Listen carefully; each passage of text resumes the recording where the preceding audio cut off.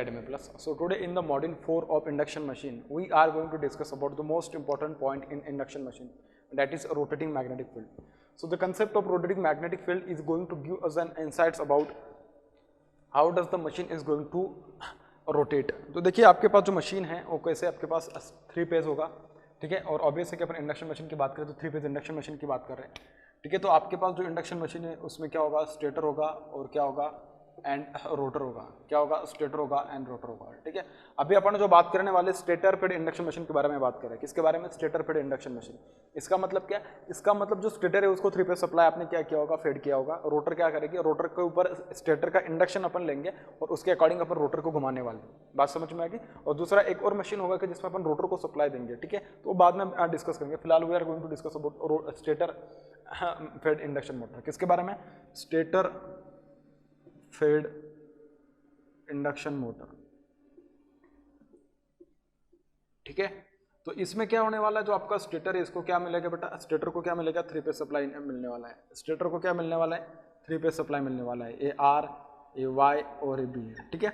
अब स्टेटर क्या करेगा, स्टेटर में जो आपके पास आर्मेचर रखी होगी, स्टेटर में जो कंडक्टर है वो क्या करेंगे, स्टेटर में जो कंडक्टर से वो क्या करेंगे, करंट उसमें फ्लो हो रहा है, ठीक है। और वो कंडक्टर क्या है, हाँ कंडक्टर क्या प्रोड्यूस करेंगे, स्टेटर मैग्नेटिक फील्ड प्रोड्यूस करेंगे, ठीक है। क्या प्रोड्यूस करेंगे, स्टेटर मैग्नेटिक फील्ड प्रोड्यूस करेंगे। स्टेटर और रोटर दोनों के बीच में क्या होता है, एयर गैप होता है। तो ये जो स्टेटर मैग्नेटिक फील्ड है वाया एयर गैप किसके साथ लिंक करेगी, और रोटर के साथ लिंक करेगी। और स्टेटर और रोटर दोनों के बीच में जो एयर गैप है उसमें जो मैग्नेटिक फील्ड होगा that will be nothing but rotating magnetic field होने वाला है। वो क्या होने वाला है, रोटेटिंग मैग्नेटिक फील्ड होने वाला है। अब मैं मैग्नेटिक फील्ड प्रोड्यूस कैसे होती है, और अपन जो बोल रहे हैं कि मतलब जो स्टेटर मैग्नेटिक फील्ड होगी और रोटेटिंग होगी उसके लिए क्या कंडीशन है, उसके बारे में डिस्कस कर लेते हैं।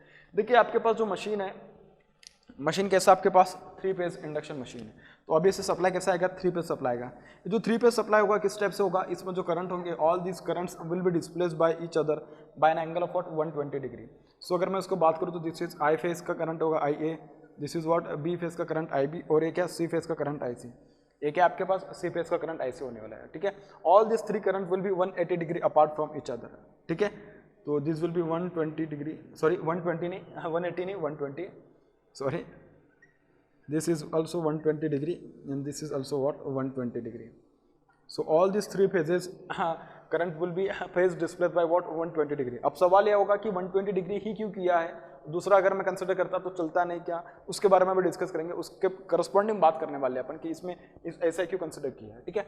इसमें जो आपके पास स्टेटर होगा वो स्टार कनेक्टेड हो सकता है या डेल्टा कनेक्टेड हो सकता है। 3 फेज कनेक्शन या 3 फेज सप्लाई अगर अपन को देना है तो 3 फेज सप्लाई के लिए अपन के पास 2 डिफरेंट कॉन्फ़िगरेशन है जो कि जो अवेलेबल है। एक है आपके पास स्टार कनेक्शन, दूसरा डेल्टा कनेक्शन। तो दोनों में से किसी को भी या किसी भी फॉर्म में या किसी भी कॉन्फ़िगरेशन में आपका जो स्टेटर है वो कनेक्टेड हो सकता है, ठीक है। फिलहाल अपन बात करेंगे कि उसमें जो करंट से करंट के वैल्यूज उनके मैग्नीट्यूड किस टाइप से आने वाले उसके बारे में बात कर लेते हैं। देखिए मेरे पास ए फेज की करंट होगी, मेरे पास बी फेज की करंट होगी और मेरे पास क्या सी फेज की करंट होने वाली है, ठीक है। तो आई ए के करस्पॉन्डिंग क्या आएगा, I M sine of omega t, ठीक है। आई बी के करस्पॉन्डिंग क्या आएगा, I B sine of omega t. आप देख के बता सकते हो कि देखिए I B is lagging to I A by an angle of what -120 degree. So this is 120 degree, lag कर रहा है मतलब क्या 120 डिग्री से वो क्या करेगा, पीछे आएगा।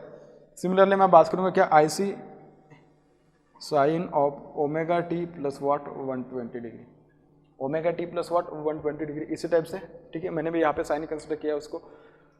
तो अभी ये जो करंट से करंट क्या प्रोड्यूस करेंगे आपके पास, फ्लक्स प्रोड्यूस करेंगे उनका, ठीक है। करंट के करस्पॉन्डिंग आएगा फ्लक्स, फ्लक्स के करस्पॉन्डिंग आएगा एमएमएफ। अब ई एमएमएफ रोटेटिंग एमएमएफ आएगा वगैरह, ये सब बातें अपन इसमें डिस्कस करने वाले, ठीक है। तो आई ए के करस्पॉन्डिंग जो आएगा उसके corresponding that will be what phi A आएगा, क्या आएगा, आई ए फेज का क्या आ जाएगा, फ्लक्स आ जाएगा, ठीक है। तो आई ए के करस्पॉन्डिंग जो आएगा that will be phi A and this phi A is equals to phi M sine of omega T, then phi B is equals to phi m of sin of omega t minus 120 degree, and this is phi c which is equals to phi m into sin of what omega t plus what 120 degree plus what 120 degree. इस type से रहने वाला है, ठीक है। अब अपन को क्या करना है ना, जो ओमेगा टी है अपन को देख के पता चल रहा है कि जो करंट है, करंट कैसा, current is going to the function of what, a time, current is going to the what, function of time. बात समझ में आ गई। अब अगर आप इसको देखें तो देखिए आई ए, आई बी, आई सी, मैं क्या करूंगा इन तीनों करंट को प्लॉट करने वाला और मैं देखूंगा कि तीनों करंट का जो नेचर है बेसिकली किस टाइप से आने वाला। तो आप देख सकते हो कि मैंने तीनों करंट को क्या किया है, यहाँ पे हम प्लॉट किया है, ठीक है। मैं एक्चुअली करंट के करस्पॉन्डिंग में फ्लक्सेस के बारे में बात करूंगा अभी, मतलब फ्लक्स के बारे में बात करूंगा। फ्लक्स को देखिए मैंने किस टाइप से प्लॉट किया है। तो ये आर फेस का फ्लक्स है, ये वाई फेस का फ्लक्स है और ये क्या आपके पास बी फेस का फ्लक्स है। मैंने उसको आई ए, आई बी, आई सी नाम दिया है, ठीक है। आप चाहे तो उसको ए बी सी नाम भी दे सकते हो, कोई दिक्कत नहीं, ठीक है। दोनों का मतलब सेम ही है। आर मतलब ए फेस, बी मतलब वाई फेस, वाई मतलब बी फेस एंड सी मतलब व्हाट, बी फेस। इस टाइप से होने वाला है। अब मैं देखूंगा कि ये जो मेरे पास डिफरेंट कॉन्फ़िगरेशन है, मैं उसके करस्पॉन्डिंग बात करने वाला हूँ। डिफरेंट एंगल्स पे अगर मैं सपोज अगर उसका वैल्यू देख लूँ कि इसका वैल्यू किस टाइप से आने वाला है। सपोज अगर मैं बात करूँ कि केस 1 में कंसिडर करता हूँ, क्या केस 1। अब मुझे देखना है कि मैंने यहाँ पे जो वेवफॉर्म्स ड्रॉ किए सेम वेवफॉर्म है या नहीं है। उस वेवफॉर्म को जस्टिफाई करने के लिए अपन देखेंगे कि अपने पास जो phi A, phi B, phi सी ये जो होने वाले हैं, इनके करस्पॉन्डिंग मुझे ये बात करनी कि आप किसी भी इंस्टेंट पे उसका वैल्यू देखिएगा, चाहे ओमेगा टी इक्वल्स टू 0 देखेगा, ओमेगा टी इक्वल्स टू 1 देखेगा, ओमेगा किसी भी एंगल की बात कर रहा हूँ मैं, ठीक है। किसी भी एंगल के करस्पॉन्डिंग जब आप उसके बारे में बात करोगे तो देखिए आपको जो रोटेटिंग मैग्नेटिक फील्ड मिलेगा इस टाइप से ऐसा घूमता हुआ रोटेटिंग मैग्नेटिक, मतलब rotating kind of magnetic field आपको मिलने वाला है। अब किस टाइप से होगा इसके लिए मैंने बोला कि केस 1 आप चाहे तो क्या कंसिडर कर सकते हैं, ओमेगा टी का वैल्यू सपोज अगर आप omega T equals to 0 consider कर ले, क्या बोल रहा हूँ मैं, सपोज अगर omega T equals to 0 degree consider कर ले, इसके करस्पॉन्डिंग अगर मैं बात करूं तो देखिए आपके पास जो टोटल जो मैग्नेटिक फील्ड आएगी, ठीक है, वो टोटल जो रोटेटिंग मैग्नेटिक फील्ड आएगी, अगर उसको अपन को फाइंड करना है तो क्या करेंगे, उस देखिए किसी भी इंस्टेंट पे अगर उसका वैल्यू अपन ने देखे तो उसका वैल्यू देखिए किस टाइप से देखने के लिए मिलने वाला है। सपोज अगर मैं ए फेस की बात करूं तो ए फेस का जो एम में फ्लक्स आएगा वो कितना आएगा, phi A is equals to this is phi M sine of omega T. B phase का फ्लक्स की अगर मैं बात करूं तो phi B is equals to phi M sine of omega T minus 30 sine of omega T minus what 120 degree.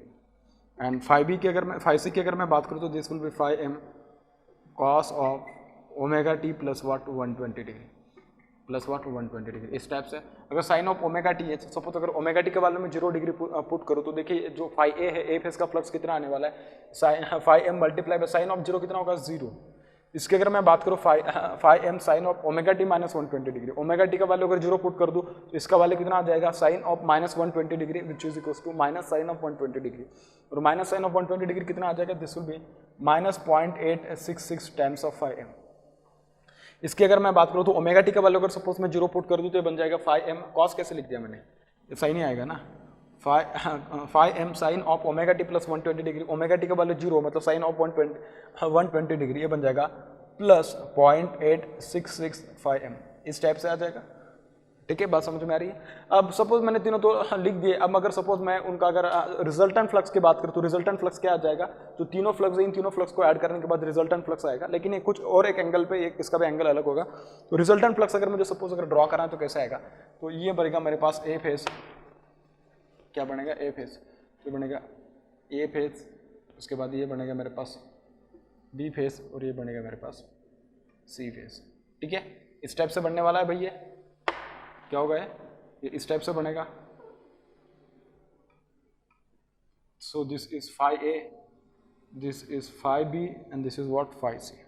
अब आप देख सकते हैं कि phi A, phi B, phi C in तीनों के वैल्यूज किस टाइप से होने वाले हैं। तो ए फेस का जो वैल्यू कितना है, 0, ए फेस का वैल्यू कितना है, ए फेस की वजह से जो आने वाला एमएमएफ है at omega T equals to 0 degree पे, आप देख सकते हो कि यहाँ पे भी अगर देखें तो देखिए ए फेस का जो वैल्यू है t equals to omega T equals to 0 पे कितना आ रहा है, 0 आ रहा है। सिमिलरली अगर मैं ये वाला जो ब्लैक वाला जो नजर आ रहा है कौन सा, बी फेस है, तो बी फेस के कैसे नजर आने वाला, बी फेस मतलब अब मैं ए बी किसी के कंपैरिजन में उसके टर्म्स में अगर मैं उसको देख रहा हूँ तो ठीक है, this is A, this is B and this is what, C, ठीक है। और जो बी फेस की अगर मैं बात करूँ तो देखिए बी फेस का फ्लक्स कैसे आने वाला है, देख सकते हो कि आप माइनस में आने वाला है, और सी फेस का कैसे आने वाला है, सी फेस का देख सकते हो कि इसी इंस्टेंट पे प्लस आने वाला है। जितना माइनस में आने वाला है सेम उतना क्या आने वाला है, प्लस में आने वाला है। आप यहाँ पे भी देख सकते हैं कि देखिए omega T equals to 0 instant पे उसका वैल्यू जितना नेगेटिव है बी फेस का, एट दिस सेम इंस्टेंट उतना ही वैल्यू पॉजिटिव है किसका, सी इंस्टेंट, सी फेस का।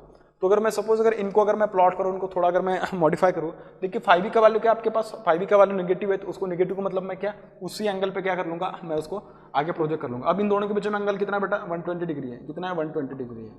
सिमिलरली इन दोनों के बीच में कितना है 120, और 120 को बाइसेक्ट करके अगर ये जा रहा है तो देखिए किस टाइप से होने वाला है, इस टाइप से होने वाला है। तो ये बन जाएगा आपके पास क्या, दिस विल बिकम 5b, और 5b का वैल्यू कितना है, -0.8665m है, तो ये लिखना मत भूलिएगा आप, ठीक है। तो ये होगा -0.866, और मैं अगर सपोज दोनों का रिजल्टेंट ड्रॉ करूँ तो रिजल्टेंट देखिए किस टाइप से आने वाला है। तो ये देखते हैं कि अपन किस टाइप से होगा, तो बन जाएगा 5c, और दोनों का सपोज अगर मैं रिजल्टेंट ऐड कर लूँ तो देखिए किस टाइप से होने वाला है। तो ये जितना है बस उतना ही सेम एंगल पे मुझे इसको लेके आना है, और इस टाइप से, ठीक है। और ये बन जाएगा आपके पास इस टाइप से बनेगा,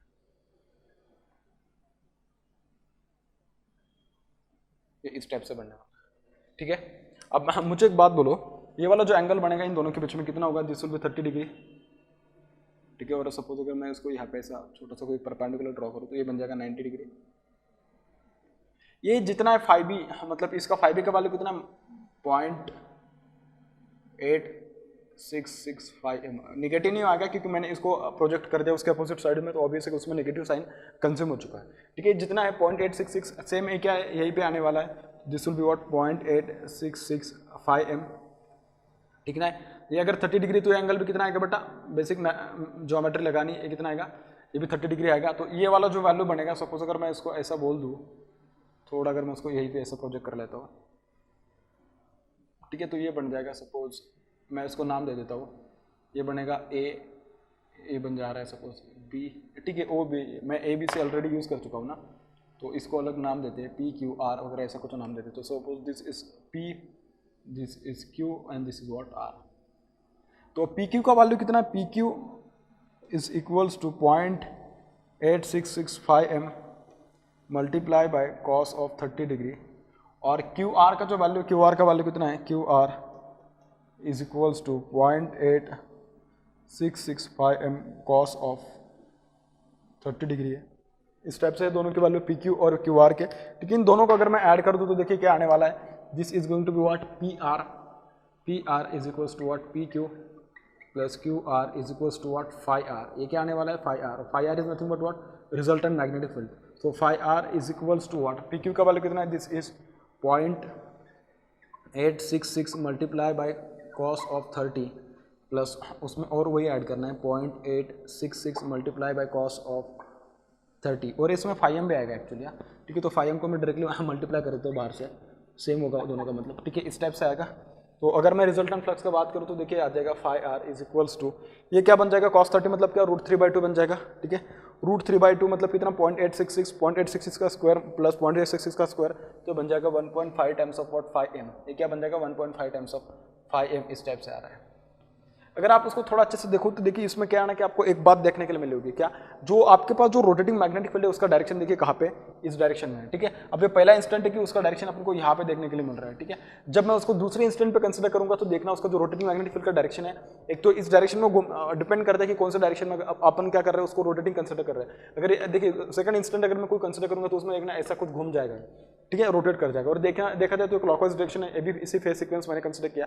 इसमें अगर मैं दूसरे इंस्टेंट पे अगर उसका वैल्यू अगर फाइंड करूँ तो देखिए किस टाइप से देखने के लिए मिलने वाला है। तो कंसिडर कर लेते कोई एक दूसरा इंस्टेंट और वहाँ पे अपन उसका वैल्यू देखते हैं कि उसका वैल्यू क्या आने वाला है। अब मैंने कंसिडर किया था omega T equals to 0 instant. अब अपन बात करते हैं कि omega T equals to suppose अगर मैं कंसिडर करूँ कि 60 डिग्री, तो 60 डिग्री के करस्पॉन्डिंग उसका वैल्यू किस टाइप से आने वाला है, उसके बारे में बात कर लेते हैं अभी, ठीक है। तो आप हेडिंग डालेगा case 2 omega T equals to 60 degree, क्या बोल रहा हूँ मैं, omega T equals to 60 degree. So case 2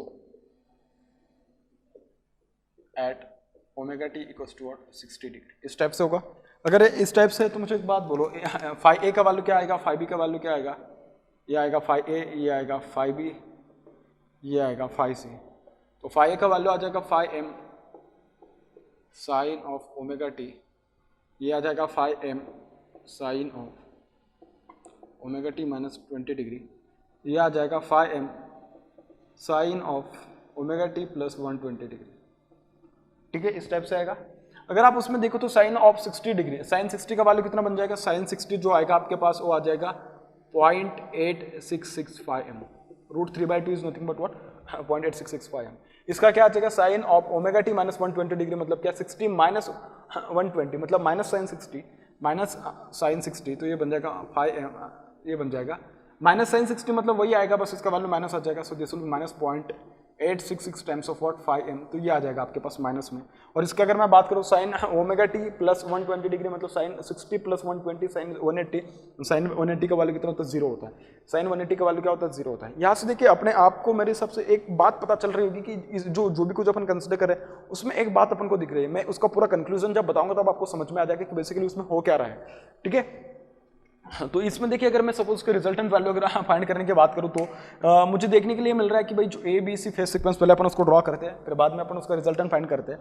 तो देखिए सपोज अगर मेरे पास ये ए फेज है, ठीक है, उसका फ्लक्स है, उसके बाद ये बी फेज है, उसका फ्लक्स है 5b, और क्या है आपके पास सी फेज है, ठीक है, उसको मैं नाम दे रहा हूँ 5c, इस टाइप से नाम दे रहा हूँ मैं, ठीक है। तो अगर मैं इसकी बात करूँ तो सपोज अगर मैं इसकी बात करूँ तो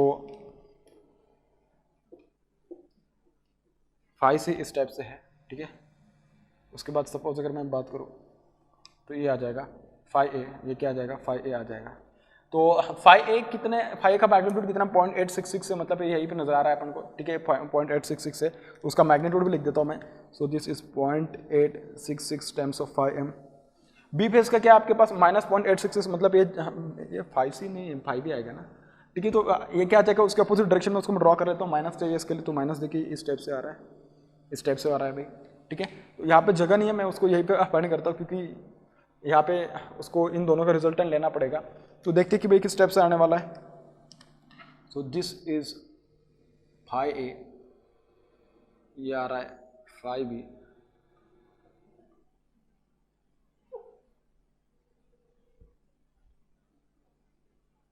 a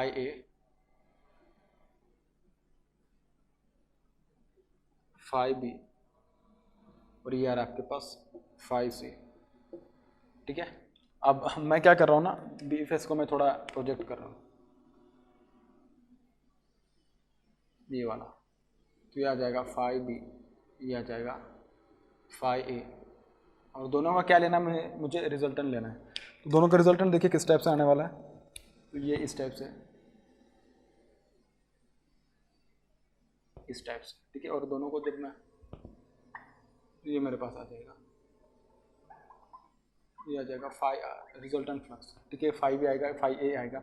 दोनों के बीच में जो एंगल बनेगा 60 डिग्री, यहाँ पे जो एंगल बनेगा ये बनेगा 30 डिग्री, यहाँ पे जो एंगल बनने वाला है that is also going to be 30 degree, ये भी कितना बनेगा 30 डिग्री बनने वाला है, ठीक है।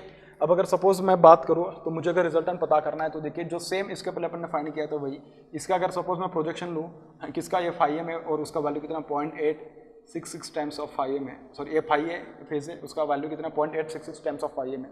सिमिलरली अगर मैं, और मैंने बोला भी था आपको जितना वैल्यू इसका सेम वैल्यू क्या होने वाला है, इसका भी होने वाला है, तो this is 0.866 times of 5m, और इसका एंगल कितना होने वाला है, दिस इज 30 डिग्री, कितना होने वाला है 30 डिग्री होने वाला है। तो इसमें अगर देखा जाए तो 0.866 देखिए इसका जितना मैग्नीट्यूड आने वाला है उतना मैग्नीट्यूड इसका है, तो दोनों को अगर मैं ऐड करूं तो मुझे क्या मिल जाएगा 5r का वैल्यू मिल जाएगा, कितना मिल जाएगा 5r का वैल्यू मिल जाएगा।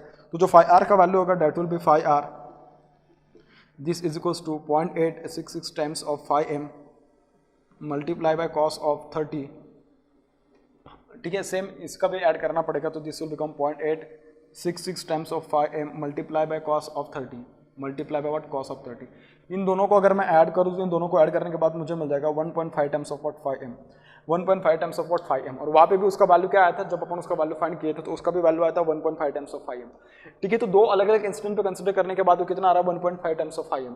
आप अगर देखो तो देखिए वहाँ पे जो मैंने बोला तो उसका जो रिजल्टेंट आया था पहले केस में रिजल्टेंट कहाँ पे आया था, ऐसे कोई एक जगह थी जहाँ पे अपन को क्या मिला था 5r मिला था, कहाँ पे मिला था 5r मिला था। अब रिजल्टेंट देखिए कहाँ पे मिल रहा है, यहाँ पे मिल रहा है, ठीक है। तो इन दोनों के बीच में एक एंगल आने वाला है, देखा जाए तो देखिए, तो अगर इन दोनों के बीच में 60 डिग्री है तो देखा जाए तो देखिए इन दोनों के बीच में कुछ तो एंगल होगा, मतलब क्या 5r आपका क्या कर गया रोटेट कर गया, 5r क्या कर गया रोटेट कर देगा। अब आप में से कुछ लोग बोलेंगे सर इतना छोटा नहीं है, उसका जितना मैग्नीट्यूड उतना मैग्नीट्यूड इसका भी है, बस उसको थोड़ा यहाँ पे जगह नहीं है, इसको मैंने उसको दिखाया नहीं है, ठीक है। तो आपको वहाँ से भी एक बात पता चली।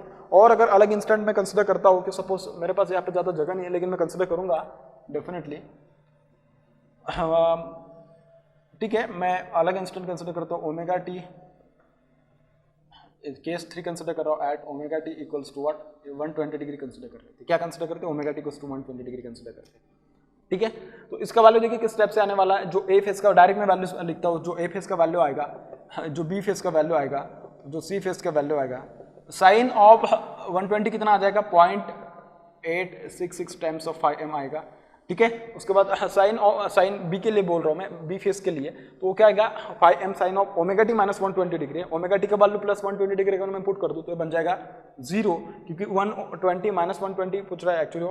फाइव सी की अगर मैं वैल्यू बोलूँ तो कितना बन जाएगा 5m sine of omega T plus 120, तो बन जाएगा sine of 240, sine of 240 is nothing but what minus 0.866 times of what 5m, ठीक है।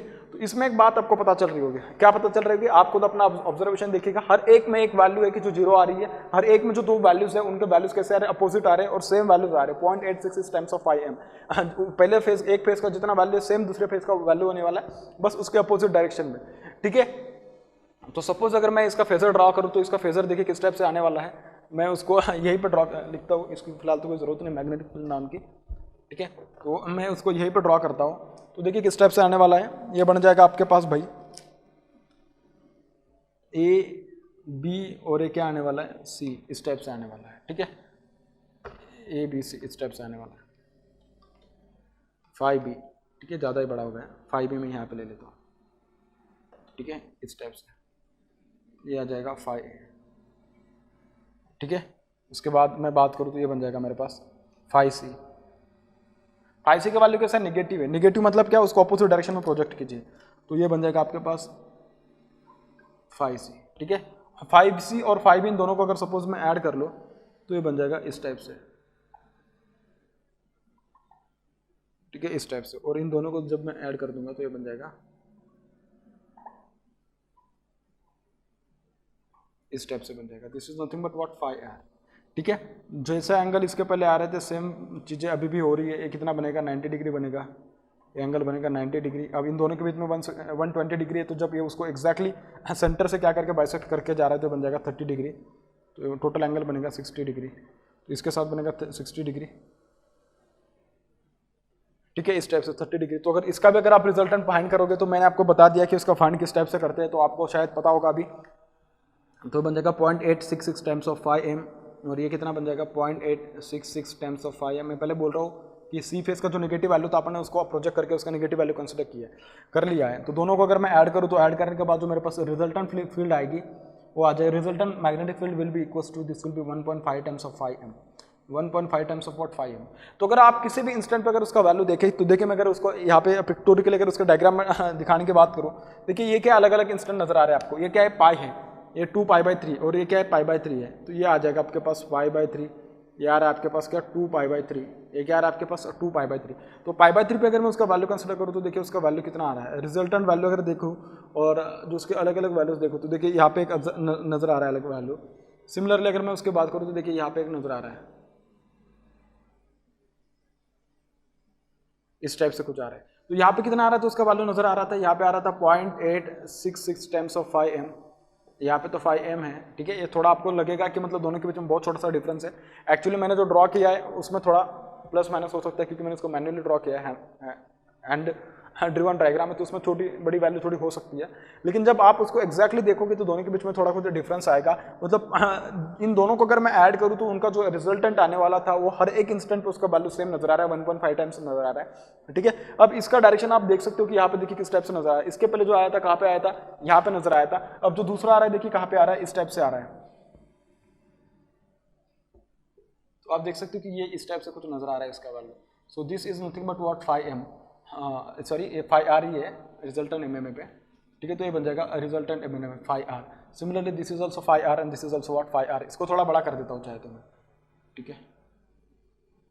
तो ये भी क्या है आपके पास 5r है। तो आपका नजर नहीं आ रहा है कि जैसे जैसे टाइम चेंज हो रहा है उसके करस्पॉन्डिंग अगर देखा जाए तो आपका रिजल्टेंट फ्लिक्स पहले स्टार्टिंग पे ओमेगा टी कुछ 0 इंस्टेंट पे यहाँ पे था, उसके बाद यहाँ पे गया, उसके बाद कहा ना, उसके बाद यहाँ पे आया, मतलब हर एक इंस्टेंट पे उसका वैल्यू कैसा आ रहा है, हर एक इंस्टेंट पे उसका वैल्यू ऐसा घूमता हुआ नजर आ रहा है, मतलब का रोटेटिंग टाइप ऑफ नजर आ रहा है। और ये रोटेटिंग टाइप का नजर इसके लिए आ रहा है क्योंकि अपन ने उन तीनों के बीच में जो करंट से करंट कैसे टाइम में 120 डिग्री फेज डिस्प्लेस्ड है, ठीक है। तो इनको अगर बहुत अच्छे से देखा जाए तो इनकी डिस्प्लेसमेंट इस तरीके से की गई कि उसके डिस्प्लेसमेंट की वजह से अपन को जो रोटेशन मिल रहा है कितना मिल रहा है 120, सॉरी हाँ पूरा का पूरा सर्कुलर टाइप का मिल रहा है। इसमें आपका एक छोटा सा काम होगा, आप क्या कीजिएगा उसका 120 डिग्री की जगह पे आप किसी एक फेज को क्या कर लीजिएगा 120 की जगह पे थोड़ा कम कर लीजिएगा, 110 कर लीजिएगा या उससे ज़्यादा कर लीजिएगा। आपको देखना जो resultant MMF resultant magnetic field जो मिलेगी आपको, रिजल्टेंट आरएमएम जो मिलेगा, वो देखना कि जितना ये अच्छे से मतलब आपको उनको मैक्सिमम रोटेशन के साथ जो घूमता हुआ नजर आ रहा है वो नहीं मिलेगा। हो सकता है कहीं पे वो क्या मिल जाएगा, इस टाइप से मिल जाए, कम एंगल पे मिल जाए, हो सकता है बहुत ज़्यादा एंगल पे पीछे चला जाए, आगे चला जाए, लेकिन ये जो मतलब कि जो यूनिफॉर्म रोटेशन है ना वो हर एक इंस्टेंट पे आपको नहीं मिलेगी। अगर आप तीनों के बीच में अगर एंगल भी फॉर्म करने की बात करोगे ना, इसमें तीनों में सेम एंगल से क्या करेगा, रोटेट कर जाएगा, हर एंगल पे क्या कर जाएगा, सेम एंगल से वो क्या कर जाएगा, डिस्प्लेस कर जाएगा, जब आप रोटेशन की भी बात करें तो ये बस यही एक कारण है कि जिस कारण की वजह से अपन क्या करते हैं, तीनों फील्ड को या तीनों फेजेस को क्या करते हैं, 120 डिग्री फेज डिस्प्लेस किए होते हैं। अगर ऐसा नहीं करोगे तो आपको जो रोटेशन मिलेगा वो उस टाइप का नहीं मिलेगा। आप चाहे तो उसको कर भी सकते हो, ये छोटा सा आपके लिए एक्सरसाइज रहेगा, ठीक है। मैंने बोला था कि उसमें से बहुत सारे कंक्लूजन्स निकल के आने वाले हैं। कंक्लूजन नंबर 1 क्या हो सकता है कि आप किसी भी इंस्टेंट पे देखो तो जो रिजल्टेंट मैग्नेटिक फील्ड है उसका वैल्यू कितना कांस्टेंट है, φr = 1.5 times of what φm आने वाला है, 1.5 times of what maximum value of the resultant flux. Maximum value of किसी भी फ्लक्स की वैल्यू बोल सकते, किसी भी फेज का वैल्यू बोल सकते, क्योंकि मैक्सिमम वैल्यू तो हर एक फेज की सेम है। आप देख सकते हैं कि ए फेज की, बी फेज की, सी फेज की, तीनों की वैल्यू कैसे हर एक इंस्टेंट पे, सॉरी मैक्सिमम वैल्यू तीनों की कैसी है, सेम है, ठीक है। Maximum φm and maximum φm दोनों का वैल्यू मतलब हर एक फेज का वैल्यू कैसा, मैक्सिमम वैल्यू सेम है, ठीक है। उसके बाद आप किसी भी इंस्टेंट पे देखो, किसी भी इंस्टेंट पे आपको एक फेज का वैल्यू कैसे नजर आ रहा है। जब रिजल्टेंट वैल्यू आप कंसीडर करोगे तो किसी भी एक इंस्टेंट पे उसका वैल्यू आपको कैसे नजर आ रहा है, 0 नजर आ रहा है किसी भी इंस्टेंट पे। चाहे मैं ओमेगा टी = 0 कंसीडर कर लूँ, चाहे ओमेगा टी = 60 कंसीडर कर लूँ, चाहे ओमेगा टी = 120 कंसीडर कर लूँ, या कोई भी एंगल आप कंसीडर कर लीजिएगा, आपको एक फेज का वैल्यू क्या मिलने वाला है, 0 मिलने वाला है, ठीक है। प्लस अगर दूसरी बात मैं अगर बात करूँ तो जो दो फेजेस है उनके वैल्यूज कैसे वाले हैं, किसी भी देखिए आप किसी भी इंस्टेंट पे देखिए, अगर मैं इसकी बात करूँ, ठीक है, एक ये वाला फ्लक्स है, ये वैल्यू एक ये वाला है और ये वाला है। अगर आप तीनों को ऐड करोगे ना, तीनों को ऐड करने के बाद, ये मुझे एंगल पता नहीं है, बस मैं इसे रैंडम पता कर लिया हूं, अगर फिर भी आप इसे रैंडम वैल्यू पे अगर उसका रैंडम इंस्टेंट पे अगर आप उसका वैल्यू देखते हो तो आपको एक नजर आएगा कि तीनों का एडिशन जो होगा 1.5 टाइम्स आने वाला है, ठीक है। दोनों फ्लक्स का जो वैल्यू होगा, देखिए ये आपको जितना पॉजिटिव नजर आ रहा है सेम उतना ही क्या है ना, ये निगेटिव नजर आने वाला है। मतलब क्या दो जो वैल्यूज है, मतलब उनका जो रिजल्टेंट आने वाला है same 1.5 times of what φm times ही उसका रिजल्टेंट नजर आने वाला है। तो ये सब बातें जो ये रिजल्टेंट जो रोटेटिंग मैग्नेटिक फील्ड है उसमें, इसके लिए उनका इंपॉर्टेंस बहुत जरूरी है, क्योंकि सबसे पहली बात कि रोटेटिंग मैग्नेटिक फील्ड तभी प्रोड्यूस हो सकती है जब तीनों के बीच में क्या होगा, 120 डिग्री एंगल होगा। आपके दिमाग में एक सवाल आना चाहिए कि सर अपन जब ट्रांसफार्मर की बात करें थे, 3 फेज ट्रांसफार्मर, उसको भी तो अपन ने सप्लाई दिया था, 120 डिग्री फेज डिस्प्लेस था, बिल्कुल सही था, लेकिन उसमें जो वाइंडिंग्स होते हैं ना ट्रांसफार्मर की, उनको अपन कभी 120 डिग्री फेज डिस्प्लेस नहीं करते। वाइंडिंग को कभी आपने देखा था कि इस टाइप से ऐसा कुछ मतलब फेज डिस्प्लेसमेंट भी उसमें ऐसा कुछ होता है, तो वाइंडिंग्स केस में ऐसा कुछ होता नहीं है, ट्रांसफार्मर के केस में, ठीक है। तो वाइंडिंग्स केस में नहीं होता है, और उसमें जो इंडक्शन मशीन की बात की जाए तो उसमें होता है ऐसा सब कुछ। इसकी वजह से अपन को क्या मिलता है, यहाँ पे रोटेशन मिल जाता है। ट्रांसफार्मर में अगर आप ऐसा प्रोवाइड करते हो, ट्रांसफार्मर भी घूम सकता है, ठीक है। तो ये सब था भाई, this was the basic introduction to the rotating magnetic field, because this is the key principle in order to obtain the rotation of the induction machine, because we are going to take an induction, we are going to take this particular rotating magnetic field in the air gap in order to excite a rotor, because this magnetic field will link with the rotor conductors, and as your rotor conductor are short circuited, so this changing flux will cause the induction of EMF in the rotor conductors. This induction of EMF will cause current flowing through the conductors as they are short circuited. Due to this short circuited conductors, the current flowing through this conductor will cause MMF, it will cause flux will cause MMF. This MMF and stator MMF, these both the MMF will try to catch each other, and accordingly they will produce a torque, and because of that torque your machine will start rotating. तो ये होता है basically, अगर मैं उसके बारे में बात करूँ कि जैसे भी अपन इंडक्शन मशीन की बात करते हैं उसमें बेसिकली क्या क्या चीज़ें होती है। इसके पहले तो अपने इसको ऑपरेटिंग प्रिंसिपल के बारे में पढ़ा था, तो ऑपरेटिंग प्रिंसिपल में अपने देखा था कि ये रोटेटिंग मैग्नेटिक फील्ड स्टेटर के उसके साथ लिंक करती है, लेकिन सवाल तो ये होगा कि रोटेटिंग मैग्नेटिक फील्ड प्रोड्यूस कैसे करती है।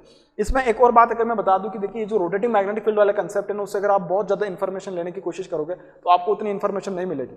इसको क्या करना पड़ेगा आपको, अगर आप इससे बहुत अच्छी इन्फॉर्मेशन जानना चाहते हो तो आप क्या कीजिएगा, इसका स्पेस में इसमें ट्रैवलिंग वेव, स्टैंडिंग वेव्स, उसकी अगर आप बात करोगे तो वहाँ से आपको बहुत ज़्यादा इन्फॉर्मेशन मिल पाएगी।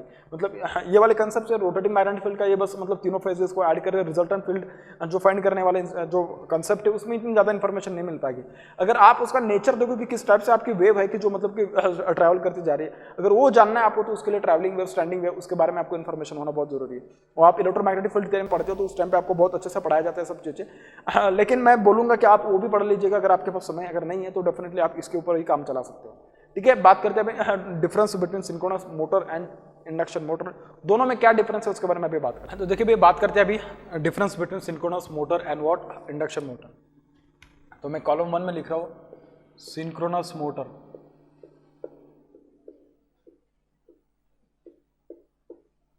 एंड इंडक्शन मोटर, ठीक है, एंड व्हाट इंडक्शन मोटर।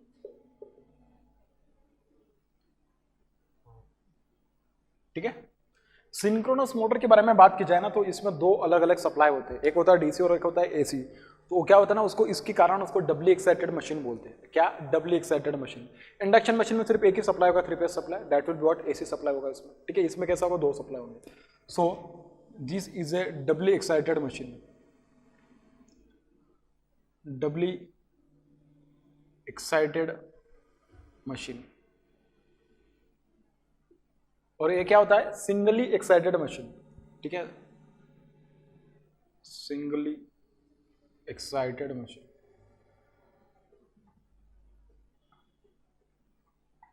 ठीक है, अब इसमें डबली एक्साइटेड में क्या होता है, एसी सप्लाई और क्या होता है दूसरा, DC supply. This is stator, this is what rotor. मतलब क्या, स्टेटर को सप्लाई होगा एसी और रोटर का सप्लाई होता है डीसी। ठीक है, डीसी एक्साइटेशन रोटर के ऊपर लगाया होता है और एसी सप्लाई 3 फेज सप्लाई किसका होगा, स्टेटर के ऊपर होने वाला है। So stator is going to be supplied by what, AC. तो एसी सप्लाई सिर्फ स्टेटर को देने वाले होते हैं अपन, किसको, स्टेटर को एसी सप्लाई देंगे और रोटर के ऊपर अपन एक्साइटेशन नहीं लेंगे। अपन क्या करेंगे, जो स्टेटर की वजह से जो रोटेटिंग मैग्नेटिक फील्ड प्रोड्यूस होगा, that rotating magnetic field will link with what, rotor. Rotor के साथ लिंक होने की वजह से रोटर में जो फील्ड आएगा, मतलब रोटर का जो मैं कह सकता हूँ कि स्टेटर का फील्ड जब रोटर के साथ लिंक होगा तो उस रोटर के साथ लिंक होने की वजह से जो d∅dt आएगा तो उसके करस्पॉन्डिंग रोटर में क्या होगा, ईएमएफ इंड्यूस होगा। उस रोटर में ईएमएफ इंड्यूस होने के कारण जो फील्ड आएगा that will be what, same field होगी जैसे स्टेटर में थी वैसे, मतलब एसी सप्लाई होने वाला है उसमें भी। ठीक है, तो उसकी वजह से अपन कह सकते हो कि रोटर को अपन सेपरेट एक्साइटेशन और सेपरेट सप्लाई प्रोवाइड नहीं करने वाले, इसी की वजह से इसी का इंडक्शन अपन उसके ऊपर लेने वाले और उसी के करस्पॉन्डिंग पूरा का पूरा एनालिसिस देखते हैं। इसके लिए उसमें क्या होता है, एक ही सप्लाई होता है। ठीक है, उसके बाद अगर अपन बात करें तो जो आपके पास जो सिंक्रोनस मोटर होता है उसमें जो आर्मेचर होता है वो किसके ऊपर होता है, स्टेटर में। स्टेटर क्या होता है, स्टेटर के ऊपर आर्मेचर होता है और जो रोटर होता है वो क्या होता है आपके पास, रोटर के, मतलब रोटर जो होता है रोटर साइड ही होता है। So armature is on stator side, armature is on what, stator side. Whereas इसकी बात अगर मैं करूँ किसके, सपोज अगर इंडक्शन मोटर की बात करूँ तो इंडक्शन मोटर में क्या होगा ना, armature will be on rotor side. ठीक है, armature will be on rotor side, will be on what, rotor side. देखिए इसमें मैंने बोला कि armature is on stator side and field is on rotor side. मैंने बोला था कि रोटर साइड के ऊपर अपन क्या कनेक्ट करने वाला है, डीसी एक्साइटेशन, तो उसके करस्पॉन्डिंग फील्ड आएगी आपके पास। ठीक है, similarly armature will be on rotor side and field will be on what, stator side, and field will be on stator side. तो बेसिक जो डिफरेंस था वो डिफरेंस अपन को दोनों के बीच में जो था वो पता चल गया। ठीक है, कि क्या था बेसिकली दोनों के बीच में डिफरेंस। उसके बाद अगर मैं बात करूं तो देखिए जो आपके पास सिंक्रोनस मोटर होता है उसमें जो इंड्यूस्ड ईएमएफ आता है वो that is nothing but what, dynamically induced EMF. कौन सा ईएमएफ होता है, डायनामिकली इंड्यूस्ड ईएमएफ। सो इसमें जो ईएमएफ इंड्यूस होगा that will be what, dynamically induced EMF आने वाला होता है सिंक्रोनस मोटर में, डायनामिकली इंड्यूस्ड ईएमएफ। और इसमें क्या होता है आपके पास, this is nothing but what, this is statically and dynamically, दोनों की वजह से जो ईएमएफ आता है that is what, that is nothing but induction motor में आने वाला ईएमएफ होता है, and dynamically induced EMF and what, dynamically induced EMF. ठीक है, उसके बाद इसमें क्या क्या डिफरेंस आते हैं, स्टेटर का होगा, रोटर का होगा। इसमें अगर मैं बात करूं तो ये जो मोटर होता है आपके पास synchronous motor, it is not self starting motor. उसमें डैम्पर वाइंडिंग वगैरह लगा के और अलग अलग मेथड्स होते हैं, इंडक्शन मोटर मतलब ऑक्सिलरी इंडक्शन मोटर स्टार्टिंग या induction motor starting, damper winding वगैरह, ऐसे अलग अलग मेथड्स होते हैं जिनके जरिए अपन क्या करते हैं, सिंक्रोनस मोटर को स्टार्ट करते हैं। सो this is not a self starting, not self starting motor. Induction motor क्या होती है? सेल्फ स्टार्टिंग मोटर होती है, सेल्फ स्टार्टिंग मोटर, ठीक है। उसके बाद अगर मैं बात करूँ तो इंडक्शन सिंक्रोनस मोटर की सबसे बड़ी खासियत as compare to induction motor is that कि इसका स्पीड सिंक्रोनस स्पीड होने वाला है। Rotor speed is always going to be same, rotor speed is going to be constant, rotor speed is a constant speed, constant speed and is equals to synchronous speed and is what equals to synchronous speed, ठीक है। Similarly इसकी अगर मैं बात करूँ तो N R is never equals to what N S, ठीक है। Rotor speed is never equals to what synchronous speed, बात समझ में आ गई, ठीक है। उसके बाद अगर मैं बात करूं तो देखिए जैसे आपके पास लोड चेंज होगा उसके अकॉर्डिंग क्या चेंज होने वाला, आपके पास लोड एंगल चेंज होगा। लोड एंगल चेंज होने की वजह से क्या होगा, आपके पास इंडक्शन मोटर के बात की जाए तो उसमें क्या चेंज होता है, स्पीड चेंज होता है, रोटर का स्पीड चेंज होगा, ठीक है। सिंक्रोनस मोटर में ऐसा कुछ नहीं होगा, due to change in load there is no change in speed, ठीक है। तो ये बहुत इंपॉर्टेंट बात है in case of synchronous machine, ठीक है। Due to change in load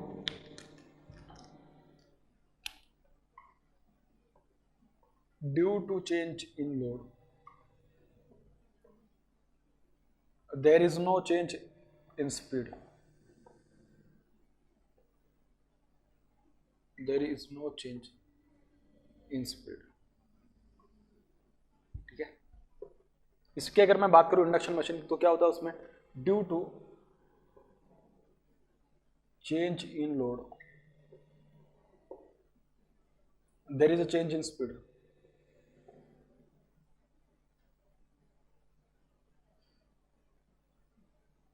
there is a change in speed, ठीक है।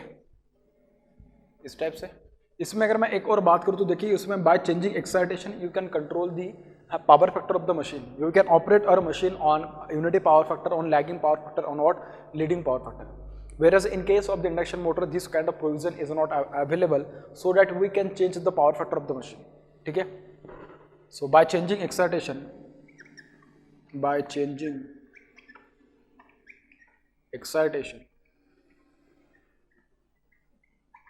power factor can be changed, power factor can be changed, ठीक है। इसमें this kind of provision is not applicable, is not available this, और मैं कह सकता हूँ कि ठीक है it is not possible, this is not possible in case of induction machine, this is not possible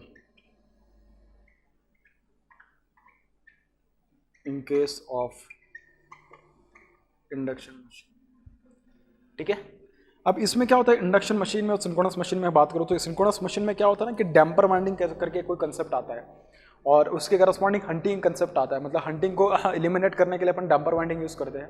और डैम्पर वाइंडिंग का जो रोल होता है या हंटिंग, सबसे पहले बात हुई होगी हंटिंग आता क्यों है, हंटिंग की वजह से अपन डैम्पर वाइंडिंग के बारे में बात करेंगे। डैम्पर वाइंडिंग के दो रोल होते हैं, to remove the hunting and to start the motor.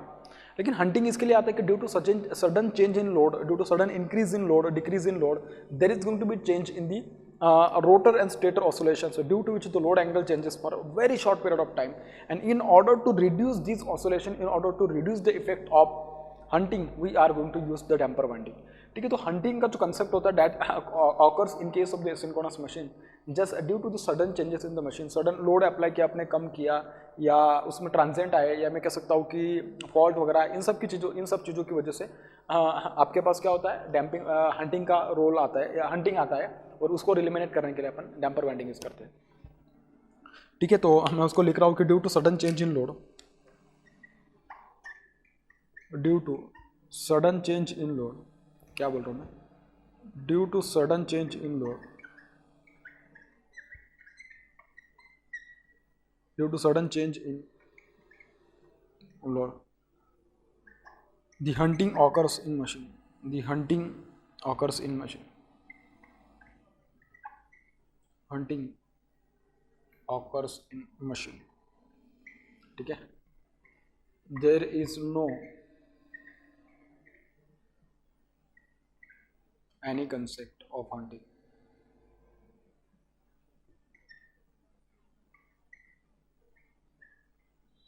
in case of induction machine, you can say in case of what induction machine. ठीक है, इसमें अगर मैं बात करूं तो देखिए स्पीड कंट्रोल वगैरह ऐसा कभी अपन देर इज अभी तक जब भी मतलब नाम वैसे तो मैं आपको सिंक्रोनस अभी तक पढ़ाया ना, उसके आगे अपन सिंक्रोनस से स्टार्ट करेंगे। सिंक्रोनस मशीन में एक ही स्पीड है जो कि सिंक्रोनस स्पीड है, बात समझ में आ रही है। तो उसमें स्पीड कंट्रोल होने का या स्पीड कंट्रोल टेक्निक की बात होगी नहीं। अगर मैं इंडक्शन मशीन की बात करूं तो इंडक्शन मशीन में स्पीड कंट्रोल की बात होती है, इवन तो उसमें थोड़ा स्पीड कंट्रोल थोड़ा ज़्यादा नहीं डिफिकल्ट होता है, लेकिन but still in case of the induction machine speed control is possible. अगर आप बात करोगे तो इंडस्ट्री में आज जितने भी मोटर्स है, जितने भी आपके पास मशीन्स है, इंडक्शन, सिंक्रोनस, डीसी या ट्रांसफार्मर को तो अपन अलग कर देते हैं, लेकिन ये तीनों मशीन की बात करूँ तो सबसे ज़्यादा और ऑन लार्ज स्केल जो मशीन यूज़ की जाती है दैट इज इंडक्शन मशीन। क्योंकि उस मशीन की जो सबसे बड़ी बात अगर की जाए तो इंडक्शन मशीन के बहुत ज़्यादा फायदे हैं, या मैं कह सकता हूँ कि मोस्ट ऑफ जो लोड है आपके पास that is the lagging nature के लोड होते हैं, ठीक है। और इंडक्शन मशीन मतलब हर एक चीज़ में आपको, चाहे मैं फैन की बात करूँ या किसी की भी बात करूँ, हर एक जगह पे आपको इंडक्शन मशीन की बात हो सकती है। उसकी पीछे रीज़न ये है कि आपके पास, जैसे मैंने बोला कि उसका स्पीड कंट्रोल थोड़ा डिफिकल्ट है, लेकिन उसको आज के डेट में अगर देखा जाए तो उसको थोड़ा स्मूथ बनाया गया है। उसमें मैं कह सकता हूँ कि लार्ज स्केल पर अगर आपको स्पीड कंट्रोल अगर चाहिए तो बहुत ज़्यादा स्पीड कंट्रोल टेक्निक या बहुत ज़्यादा अच्छे लेवल पर अगर आपको स्पीड कंट्रोल चाहिए तो उसके लिए induction machine is the only machine whose speed can be change very easily. So it is a very important thing in case of the induction machine की, जिसके बारे में बात की जा सकती है कि इंडक्शन मशीन का स्पीड कंट्रोल बहुत आसान है, इसके लिए अपन उसको बहुत ज़्यादा जगह पर उसको यूज़ किया जाता है, ठीक है। Speed control is not possible, speed control is not available या you can say is not studied ज़्यादा, ऐसे लेवल पे भी कह सकते हो, ठीक है। ठीक है, मैं पॉसिबल लिख देता हूँ, is not possible. Speed control is possible,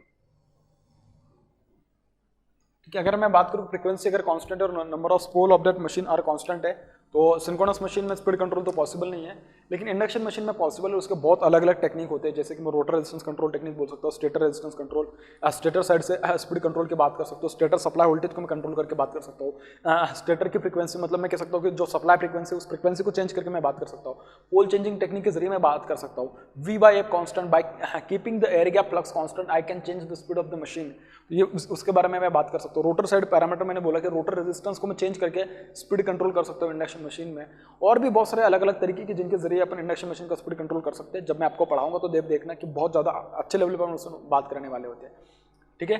तो ये सारे के सारे जो अभी बेसिक जो छोटे छोटे जो पॉइंट्स मैंने बताया आपको कि ये 4 पॉइंट इधर बताए और उधर 5, ऐसे 9 पॉइंट है कि मतलब जो आपको पता होना चाहिए कि what is exactly the difference between synchronous motor induction motor. आप में से कुछ लोग अगर बात करेंगे, थोड़ा अगर सोचेंगे तो आप में से ऐसा मतलब कभी कभी मेरे हिसाब से इवन इंटरव्यू में भी ऐसे क्वेश्चन पूछे जाते हैं, और थोड़ा पार्ट होगा आपको कि थोड़ा ऐसे मतलब बहुत इंटरेस्टिंग पार्ट होगा कि कभी कभी मतलब, लेकिन उसके लिए आपको पता होना चाहिए कि रोटर का मतलब ये जो सिंक्रोनस मोटर क्या बेसिकली अपन को ये पता होना चाहिए, इंडक्शन मशीन क्या बेसिकली पता होना चाहिए।